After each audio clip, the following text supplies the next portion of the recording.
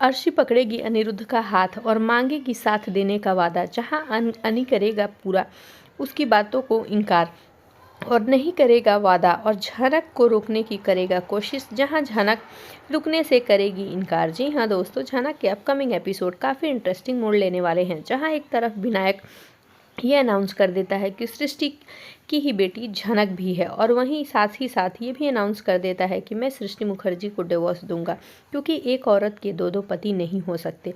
ये सुनने के बाद सृष्टि बौखला जाती है और झनक और उसके बाबा को सबक सिखाने की बात सबके सामने कह देती है कि मैं इन दोनों को छोड़ूंगी नहीं, इनके साथ वो हश्र करूंगी जो ये सब कभी भूल नहीं पाएंगे। वहीं तनुजा जब सवाल करती है, जिस पर झनक कहते हुए नजर आती है कि इनके जैसी गंदी माँ भगवान किसी को न दे, इन्होंने मुझे बचपन में छोड़ दिया, मेरी असली माँ तो उर्वशी रैना है और इनकी वजह से मेरे पापा की आज ये हालत हुई, और इन्होंने तो तेजस को बुलाकर मुझे मारने तक की प्लानिंग कर ली थी, लेकिन मैं किस्मत से बच गई। अब मैं आप सभी के सामने कहती हूँ कि मैं इनका वो हाल करूँगी कि ये याद रखेंगी।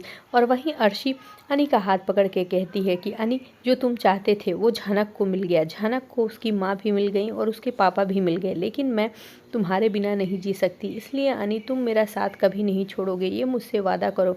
जहाँ अनी साफ साफ इनकार कर देता है। वहीं दूसरी तरफ जब झनक को उसके पापा यानी बृजभूषण लेकर जाने लगते हैं, तो वहीं अनिरुद्ध झनक का दूसरा हाथ पकड़ लेता है और कहते हुए नजर आता है कि झनक, तुम मुझे छोड़कर नहीं जा सकती, तुम्हारे बिना मैं नहीं जी सकता। लेकिन दोस्तों, झनक अपने पापा की बात मानती है और वो बृजभूषण जी के साथ चली जाती है। अब आगे के एपिसोड में देखना खास होगा कि क्या झनक वापस अनिरुद्ध की ज़िंदगी में आएगी या नहीं।